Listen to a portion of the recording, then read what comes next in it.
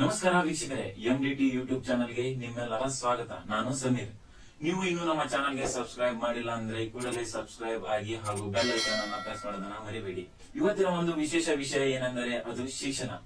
ಮನುಷ್ಯನ ಜೀವನದಲ್ಲಿ ಶಿಕ್ಷಣ ಎಷ್ಟು ಮಹತ್ವದ ಪಾತ್ರವನ್ನು ವಹಿಸಿದೆ ಹಾಗೂ ಶಿಕ್ಷಣದ ಹಿನ್ನೆಲೆ, ಆಮೇಲೆ ಶಿಕ್ಷಣ ಏಕೆ ಬೇಕು, ಅದಕ್ಕೆ ಆಗುವ ಖರ್ಚುಗಳು, ಆಮೇಲೆ ಸರ್ಕಾರದಿಂದ ಅದಕ್ಕೆ ಏನೇನು ನೆರವು ಸಿಗುತ್ತೆ ಅಂತೇಳಿ ನಾವು ಈ ವಿಡಿಯೋದಲ್ಲಿ ನಿಮಗೆ ತಿಳಿಸ್ಕೊಡ್ತೀವಿ. ಬನ್ನಿ.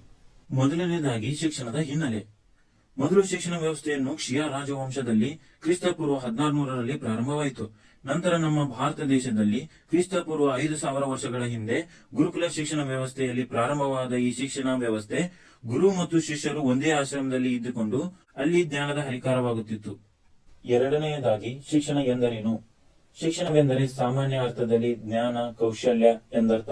ಜನರು ಒಂದು ಗುಂಪಿನ ಪದ್ಧತಿ, ಬೋಧನೆ, ತರಬೇತಿ ಅಥವಾ ಸಂಶೋಧನೆಯ ಮೂಲಕ ಮುಂದಿನ ಪೀಳಿಗೆಗೆ ವರ್ಗಾಯಿಸುವ ವ್ಯವಸ್ಥೆ ಇದಾಗಿದೆ. ಶಿಕ್ಷಣ ಶಿಕ್ಷಕರ ಮಾರ್ಗದರ್ಶನದಲ್ಲಿ ನಡೆಯುವ ವ್ಯವಸ್ಥೆ ಆಗಿದ್ದು, ವಿದ್ಯೆ ಅಥವಾ ಜ್ಞಾನ ಹಂಚುವಣಿಗೆ ಶಿಕ್ಷಕ ಎನ್ನಲಾಗುತ್ತದೆ. ಶಿಕ್ಷಣದಲ್ಲಿ ಪ್ರಮುಖವಾಗಿ ಜೀವನದ ಮೌಲ್ಯಗಳು, ಸಂಸ್ಕೃತಿ, ಆಚಾರ ವಿಚಾರ, ಯೋಗ, ವೇದ, ಉಪನಿಷತ್ತು, ಆಯುರ್ವೇದ, ಸಂಗೀತ, ಚಿತ್ರಕಲೆ, ಗಣಿತಶಾಸ್ತ್ರ ಇನ್ನೂ ಹಲವಾರು ವಿಷಯಗಳ ಬಗ್ಗೆ ಬೋಧನೆ ಮಾಡಲಾಗುತ್ತದೆ. ಶಿಕ್ಷಣ ವ್ಯವಸ್ಥೆಯನ್ನು ಸಾಮಾನ್ಯವಾಗಿ ಅಂಗನವಾಡಿ, ಪ್ರಾಥಮಿಕ ಶಾಲೆ, ಪ್ರೌಢಶಾಲೆ, ಸೆಕೆಂಡರಿ ಶಾಲೆ, ನಂತರ ಕಾಲೇಜು ಮತ್ತು ವಿಶ್ವವಿದ್ಯಾಲಯ ಅಥವಾ ಶಿಷ್ಯವೃತ್ತಿ ಎಂದು ಹಲವು ಹಂತಗಳಲ್ಲಿ ವಿಂಗಡಿಸಲಾಗಿದೆ. ಮೂರನೆಯದಾಗಿ ಶಿಕ್ಷಣಕ್ಕೆ ಸರ್ಕಾರದ ನೆರವು. ಭಾರತ ಸರ್ಕಾರವು 2002ರಲ್ಲಿ 86ನೇ ತಿದ್ದುಪಡಿಯ ಅನುಗುಣವಾಗಿ 6ರಿಂದ 14 ವರ್ಷ ವಯಸ್ಸಿನ ಮಕ್ಕಳಿಗೆ ಉಚಿತ ಮತ್ತು ಕಡ್ಡಾಯ ಶಿಕ್ಷಣವನ್ನು ಮೂಲಭೂತ ಹಕ್ಕು ಎಂದು ಘೋಷಿಸಿದೆ. ಇದು ಭಾರತದ ಸಂವಿಧಾನ ಲೇಖನ 21A ನಲ್ಲಿ ಉಲ್ಲೇಖವಾಗಿದೆ. ಈ ಯೋಜನೆಯನ್ನು ಸರ್ವ ಶಿಕ್ಷಣ ಅಭಿಯಾನವೆಂದು ಕರೆಯಲಾಗಿದೆ. ಸರ್ಕಾರವು ಶಿಕ್ಷಣ ಪಡೆಯುವ ಮಕ್ಕಳಿಗೆ ಕಲಿಕಾ ಸಾಮಗ್ರಿ, ಸಹಾಯಧನ ಕೊಡುವ ಮೂಲಕ ತನ್ನ ಗೌರವವನ್ನು ಎತ್ತಿ ಹಿಡಿದಿದೆ. ಅದೇ ರೀತಿ ಮಕ್ಕಳಿಗೆ ಬಿಸಿ ಊಟ, ಹೆಣ್ಣು ಉಳಿಸಿ ಹೆಣ್ಣು ಓದಿಸಿ, ಬಾಲಕರ ಮತ್ತು ಬಾಲಕಿಯರ ವಸತಿ ಶಿಕ್ಷಣ ಶಾಲೆಗಳು ಹಾಗೂ ಹಲವು ಯೋಜನೆಗಳನ್ನು ತರುವ ಮೂಲಕ ಬಡ ಮಕ್ಕಳಿಗೆ ದಾರಿ ದೀಪವಾಗಿದೆ. ಶಿಕ್ಷಣದೆಲ್ಲಾ ಯೋಜನೆಗಳನ್ನು ಬಳಸಿಕೊಂಡು ಓದಿದರೆ ಶಿಕ್ಷಣದ ಖರ್ಚು ಕಡಿಮೆ ಎನ್ನುವುದರಲ್ಲಿ ಯಾವುದೇ ಸಂಶಯವಿಲ್ಲ. ನಾಲ್ಕನೆಯದಾಗಿ ಶಿಕ್ಷಣದ ಮಹತ್ವ.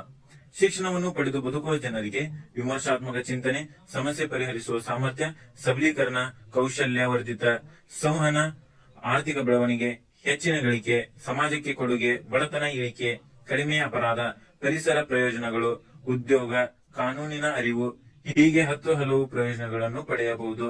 ಆದರೆ ಅದೇ ಶಿಕ್ಷಣವಿಲ್ಲದ ವ್ಯಕ್ತಿಗೆ ಅಸಾಧ್ಯವಾದ ಮಾತು ಎಂದು ಹೇಳಬಹುದು. ಐದನೆಯದಾಗಿ ಶಿಕ್ಷಣಕ್ಕೆ ವಯಸ್ಸು.